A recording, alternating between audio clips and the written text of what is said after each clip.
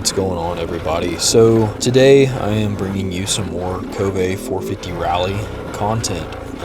This is me following my brother at the Sam Houston National Forest. He is on his 2023 Gas EX250. Pretty cool comparison here, just for reference. Yeah, I think we need to slow his rebound down just a little bit on his bike, but anyways, I just wanted to give a few thoughts on the Kove 450 rally in an enduro setting.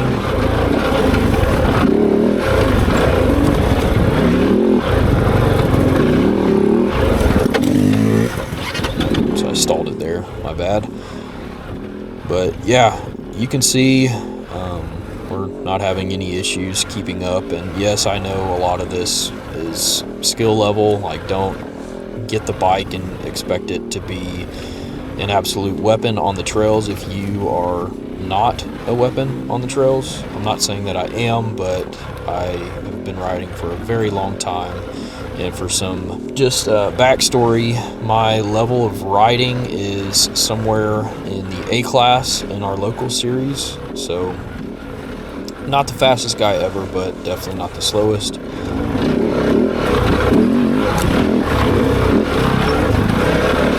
Yeah, so we're going through a bit of sand here, and also mud.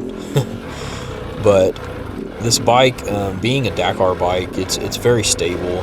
Sand really does not give it any issues at all that I've seen, and the suspension honestly does really, really good in the whoops. So here you're going to see my brother wave me on. He wanted to see how the bike handles some whoops, so I'm going to start pushing the pace just a little bit more. And yeah, it soaks it up, to be honest. I have this bike completely full of gas, all 8 gallons in it at this point in time, and I did that just because I want to see how the bike is gonna react with 8 gallons of fuel in it, and I believe that they set the suspension up with this in mind. As you can see, we're kind of just blasting through these whoops here, hitting some jumps here and there as well. The bike really handles it very, very well.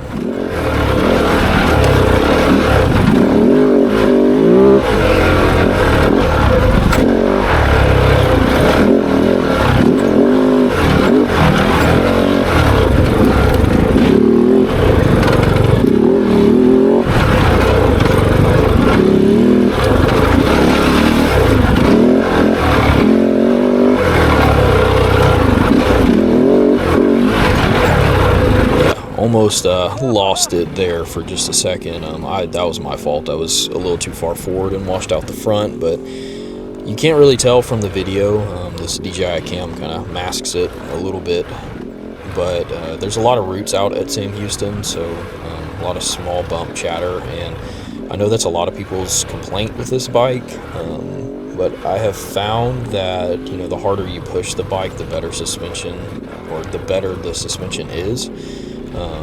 And the small bump compliance at speed off-road is not an issue at all for me. But that being said, I am going to be revalving this suspension myself. I've designed a valve stack that I believe is going to work really good. I designed it around my ability, so A-class rider, very aggressive, but I also wanted it to be good for some adventure riding and moto camping, so I designed the stack to be able to do both, just with some adjustments to the clickers. So I'm very excited to get into that. But as you just saw right there, that was a pretty big jump, sent it about 30 feet ish, and the bike is just, it handles jumping really well. I think I said it on my previous video to this one. I don't think I bottomed out at all on these trails, so it does really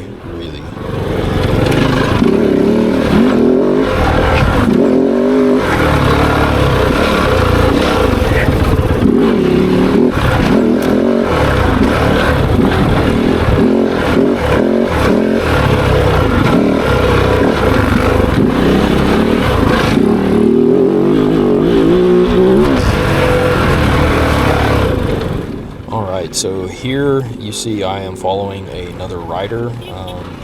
I completely forgot your name, so my bad. But he's a really good rider. He's pushing the pace pretty good. He races the Torx series, which is the Texas Off-Road Racing Championships here in Texas. I'm not exactly sure what class he races, but if I had to guess, he'd be high B to an A-class rider with how fast he was pushing the pace. But as you can see, the Kove has no problem keeping up, and this was in a little bit tighter section of the trails on the east side of Sam Houston. This is Northwest Trail, and this is my favorite trail out in Sam Houston. But you can see there I kind of had to slow down just a little bit from the whoops, but we got back there. And yes, I was honking. It was all playful and fun and in good spirits. No hard feelings afterwards. We were just messing around, you know, how guys do.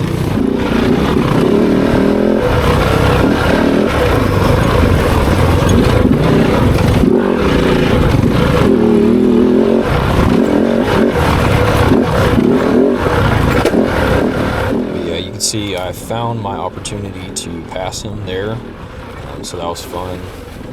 Almost messed it up right there, hitting a mud puddle. Yeah, you can see we're coming up on my friend Steven here. He was having some issues. I'm not exactly sure what was going on, but he starts to pull away just a little bit. He's a good rider as well. But this section of trail is honestly a lot of fun. I really felt like I was getting into that flow state just a little bit and really starting to enjoy the bike.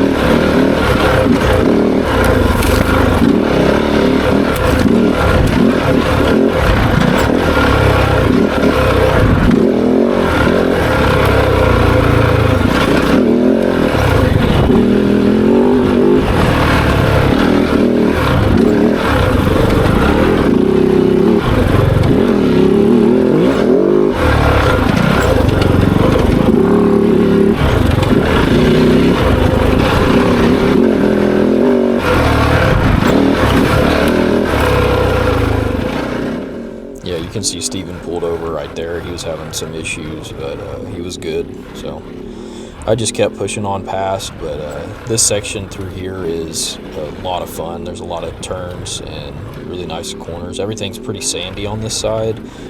Nothing super deep, but there's definitely a lot less clay on this section, so you just got to be careful when you're coming in turns. As I stated in the last video, this bike does not feel like it weighs 380 pounds with all the fuel in it.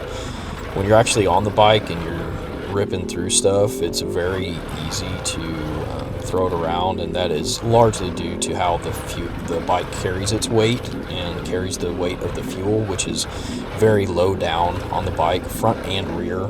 Even the rear, you can tell when you open up the tank, it's very shallow all the way towards the back, so most of the fuel is actually held towards the front of the tank, which is much lower on the front.